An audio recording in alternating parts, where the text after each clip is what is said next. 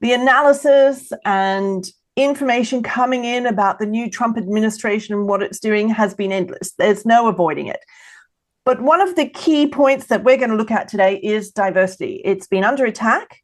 A lot of companies have been following the Trump administration in abandoning their diversity and inclusion programs. But what we really want to talk about today is, what does that mean for the media in the US, in the UK, elsewhere around the world, both in the way it covers the issue, but also about its own diverse workforce. Hello and welcome to Diversity Matters, a podcast by Media Diversity Institute. I'm Tanya Saksuski, a journalist, and I'm joined by Edmundo Braco, a senior lecturer in communication at University of Westminster. Ed, great to be here with you for this discussion, in which we'll be looking at diversity, race, and the media. Yes, and we have a lot to cover. And I'm really looking forward to hearing from our guest today. He's a well-known and very respected journalist and academic who's won a lot of awards. I'm talking about Gary Younge, who a lot of people might know from his columns in The Guardian and other reliable news media outlets. His many books about race, human rights, social struggle and diversity, and also his documentaries on race issues. Gary, I also work in academia, and there's a lot of concern about Trump's anti-diversity policies. People here are worried. So I wanted to start this discussion by asking your thoughts of, what's going on, especially when it comes to media. Should we be worried about these anti-diversity narratives? I think we should all be worried by the racist narratives. I think that, I have a critique of diversity and how it operates in a way that I think made it vulnerable to these attacks. But what's driving these attacks is racism and an attempt to, I should take that back, not only racism at all, but an attempt to roll back the achievements of the 60s, primarily in terms of feminism, civil rights, anti-racism, and so on. And then more recently, the advances in how we understand sexuality, homosexuality. There's a particular focus on transgender people. So these are, to my mind, diversity is or attacks on diversity is the form that they have taken. But what they are really about is rolling back the advances. We have become complacent about where we are. That non-racial democracy, let's take America just as an example, is a relatively new idea there. It was a slave state for a few hundred years, an apartheid state for 100 years. It's only been a non-racial democracy for 60 years. It's not been that longer than it has been that. If we look at Britain and colonialism, Europe similarly, we look at, women got the right to vote in Switzerland in the 70s. Gay marriage is something very new. Gay equality is something that's happened in my lifetime. So I think that all of this is about rolling back those advances. Gary, you worked in the US for a while. You've written, made documentaries. Are you surprised by this? I mean, is this, and I guess the follow-up question to that, is this rollback just a blip? No, I don't think it is. It may not be enduring this time, but just last week there was the release of some tapes of Ronald Reagan talking to Nixon, and he's talking about African countries and he's calling them monkeys and using a range of derogatory terms, which in another tape Nixon then passes on to his friend. Donald Trump did not invent American racism. He's a product of it. Immediately after the civil rights movement, there was a move towards affirmative action. So a way of addressing the balance. King said, now we have the right to eat in any restaurant in the country, but most of us don't have the money. If we look at South Africa, there would be a similar thing, that where there have been where there's been historic oppression, which has created structural inequalities, then changing the law is the beginning of the end. Since they changed the laws in America in the 60s, there has been a backlash. There's been a constant backlash to try and regain and recoup some of that space that was lost during the civil rights era. And so this is, and that relates to not just diversity in employment, it relates to incarceration, education, kind of urban policy.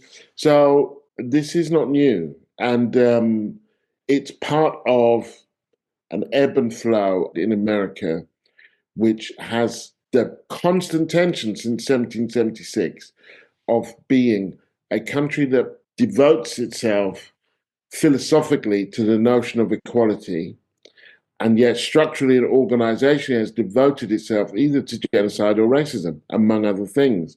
And note that contradiction between those things constantly plays out in a range of ways, and we see it here. Just briefly to that quick question, a quick answer. Has this surprised you at all? No. You've given us a great overview of what's going on and a bit of context to it.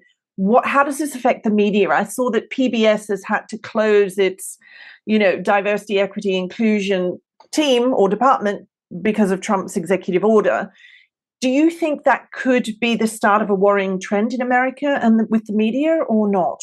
So, yes, I think it's already part of a trend. We've seen Meta, Walmart, we've seen a range of big companies roll back their diversity initiatives. Media is owned by big companies, and what's different about PBS is that it's partly state-run or gets some state funding and therefore has to. These other media companies don't have to. They do it so that they can be in with the administration. So it's definitely part of the trend. And it also bucks what I would say would be definitely a 25, 30-year trend towards diversity that was clearly, the commitment to it in many places was only skin deep, almost literally. That if we take Walmart, in the wake of George Floyd, they set up a scheme, and 6 years later, they have stopped it. Either that scheme was so successful that they don't need to carry it on anymore, or it was such a failure that they shouldn't carry it on anymore. But given the apparently heartfelt statements that were made 5 years ago now in the wake of the murder of George Floyd, one sees that the commitment to these things was, first of all, quite thin, and was secondly, and this is quite important, politically driven, which means that the politics were different in 2020. They're different now, and they can be different again. It shows that if we put pressure on these people, they might do the right thing. But that pressure isn't a moral pressure, it's a political pressure. It has morality or immorality baked into it, but it is primarily the politics of it.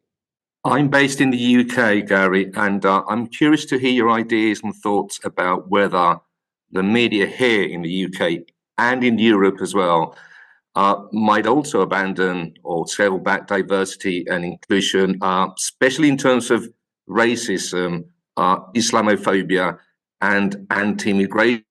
I get the sense that these are the three key elements that unite the far-right discourse here in Europe. What are your thoughts about that? More generally, I think that the diversity initiatives in Europe have been so weak, and we have. This would be a time we have a very different discourse to that in America, and in some ways, in these regards, Europe preceded America. If you think of, Giorgia Meloni in Italy was elected before Trump. Silvio Berlusconi arguably was the first iteration of a kind of Trump. If we look at Holland and Geert Wilders, the New Democrats in Sweden, the Rassemblement National in France, or Reform. So these things, they've been rolling back these things for a while. So I don't think in terms of what little there was being rolled back.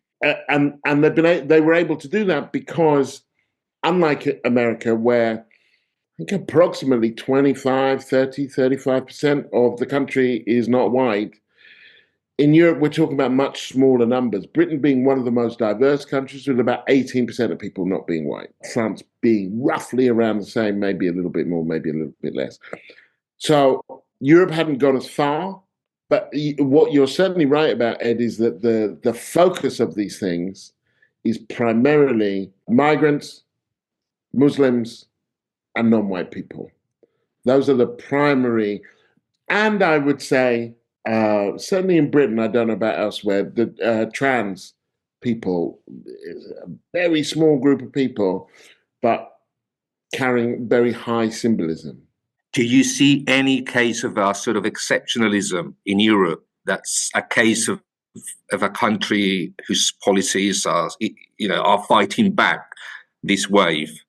I don't, actually. I don't, because the drift politically is going in the other direction. The bottom line to your question is, I don't think there has been an awful lot to roll back on.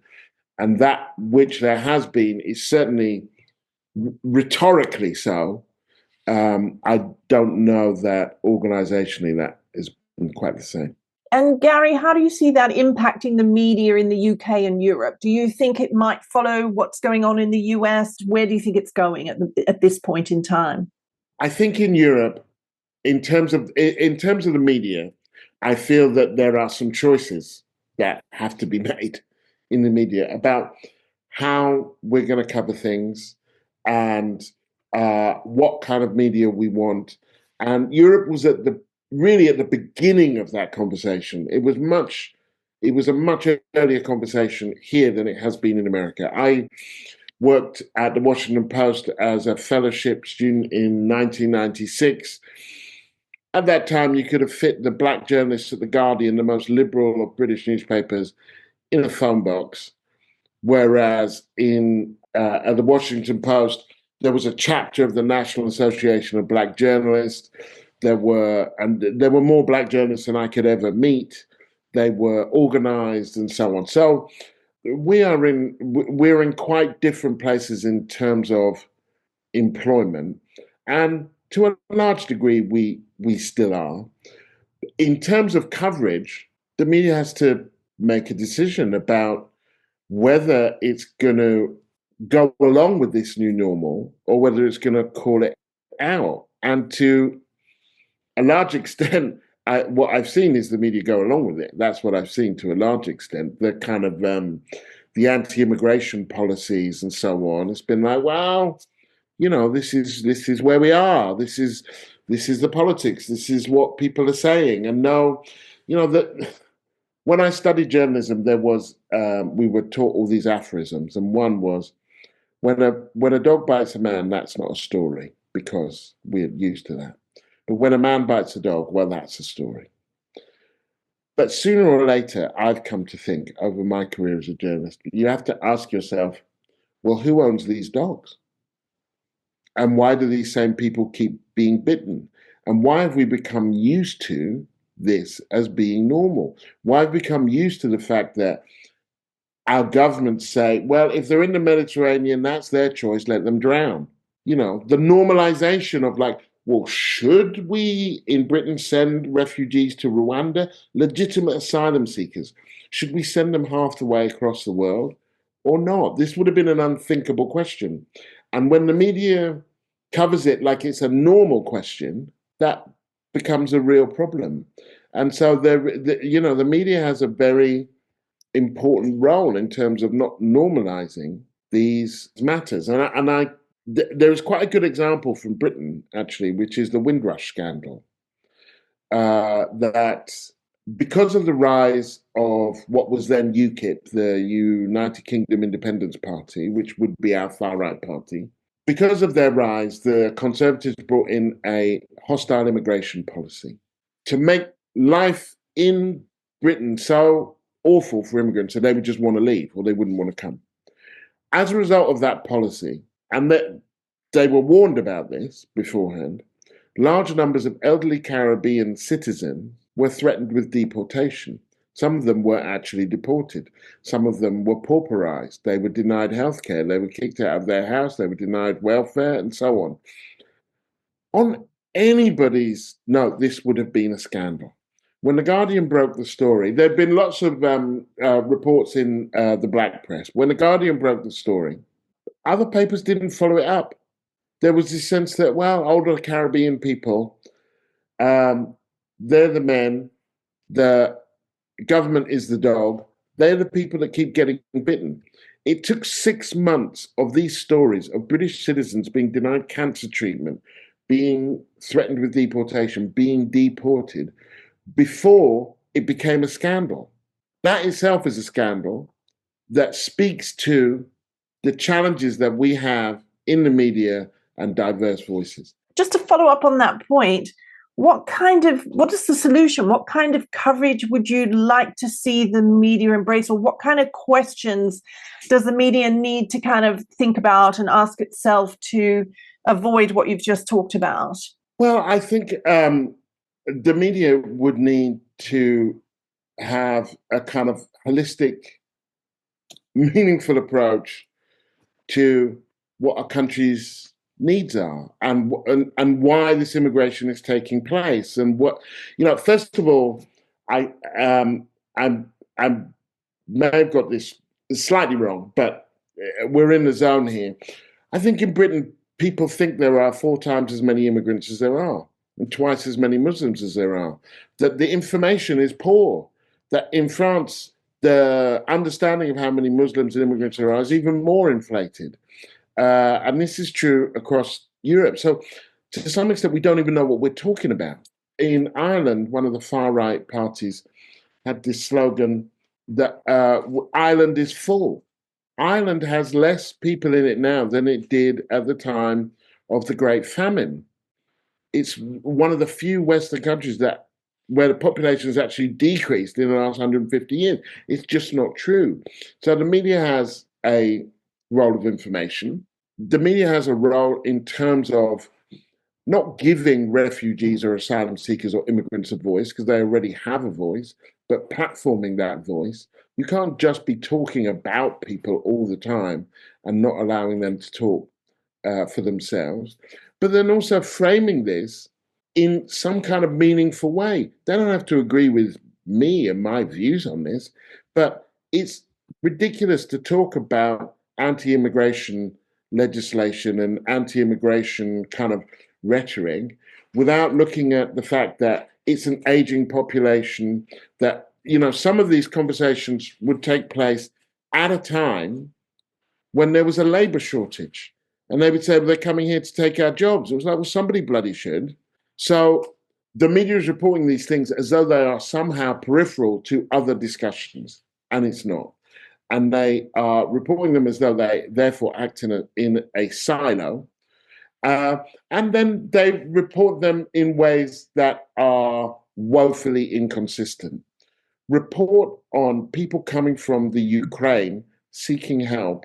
What is the difference between people coming from the Ukraine, a country that was invaded and bombed and so on, and people from Palestine trying to come here? What is the difference? And that's an open question, because in media terms, they certainly haven't been treated the same.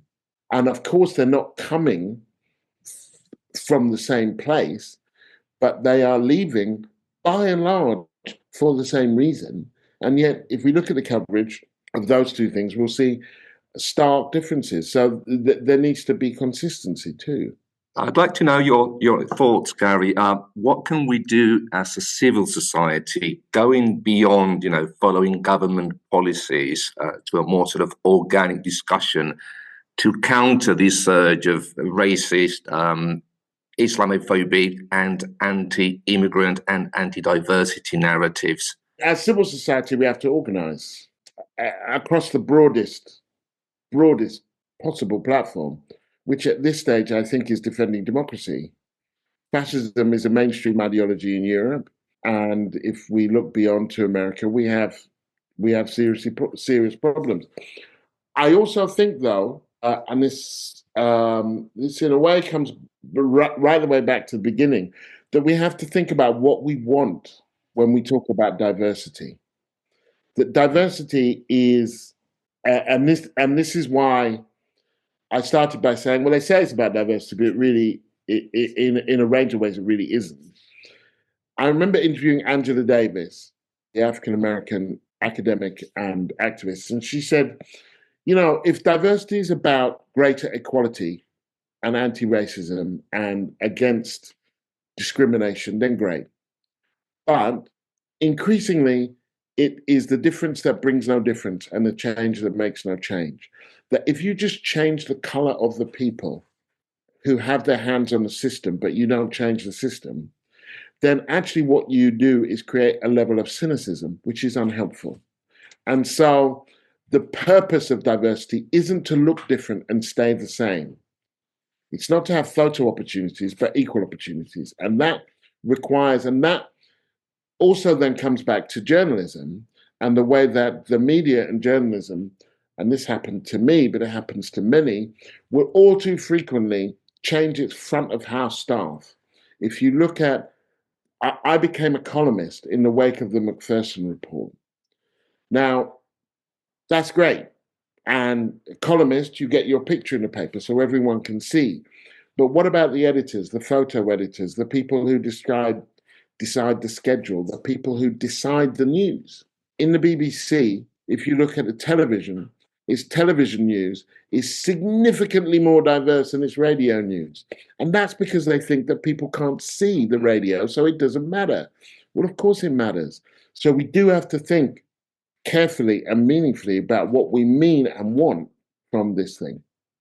Gary, we really are running out of time. It's fascinating to hear your thoughts. We could talk for hours with you if we had the opportunity. But just very briefly or quickly, how are you feeling now if you look ahead 5-10 years and we talk about diversity in the media? What do you think it's going to look like? I honestly struggle to even look past the next 5 days. If you'd asked me 5 days ago what would be going on, I couldn't have predicted, where we are today. It is my weakness in the sense that I'm a hopeful person. I'm not hopeful about this particular moment, but with new technologies, we have a range of ways of diverting gatekeepers and finding audiences. And until mainstream news organizations can catch up, that will be a lot of what we're doing, is creating our own media, finding our own audiences, and doing so. So I feel like there will be further a mixture of proliferation and disintegration, if you like, and atomization. Gary, thank you so much for your time and your thoughts. It's been fascinating and we really appreciate it. Thank you. Ed, as I said, we could talk for hours with Gary. That was absolutely fascinating and I've really enjoyed it. It was such a pleasure talking to him. I hope you've also taken away a lot of key points, as I have. Oh, it was fascinating and also so instructive about the problems we are facing regarding racial issues, minority groups, immigration, diversity. And also, I like the fact that he's hopeful, although very critical, but hopeful about what's to come. He is. And I like that too, because there's a lot to worry about. And he, as he said, everybody is worried and things are rolling back. But I liked that he kind of posed some tough questions, I guess, for the media to self-examine, think about how it looks and thinks about diversity, and of course, what it can do to cover these issues in a different way that's more sort of constructive and productive. Ed, thank you for joining me. It was a pleasure. Thank you. That's it for this episode of Diversity Matters, brought to you by Media Diversity Institute, or MDI.